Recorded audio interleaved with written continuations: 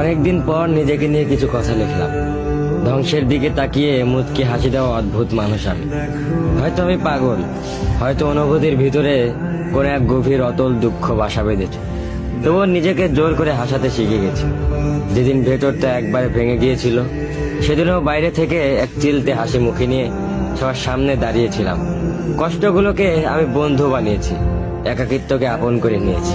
মানুষ ভাবে আমি হয়তো সুখী, শক্ত, নির্লিপ্ত, কিন্তু তারা জানে না প্রতি রাত আমার এক একটা লড়াই। নিজেকে নিজেই বুঝিয়ে রাখি তুই ভালো আছিস, অথচ আমি জানি আমি ভালো নেই। ভেঙে যাচ্ছে প্রতিদিন একটু একটু করে, আর এই ধ্বংস হওয়াটাকে যেন ভালোবেসে ফেলেছি।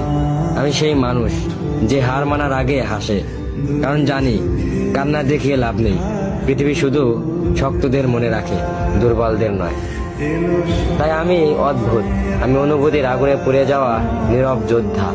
আমার জীবন কোনো সুখের গল্প নয়, এটা নিঃশব্দ বিপ্লব, যেখানে হাসির আড়ালে লুকানো থাকে হাজারো না বলা কথা, ভাঙা স্বপ্ন, হারিয়ে যাওয়া আমি।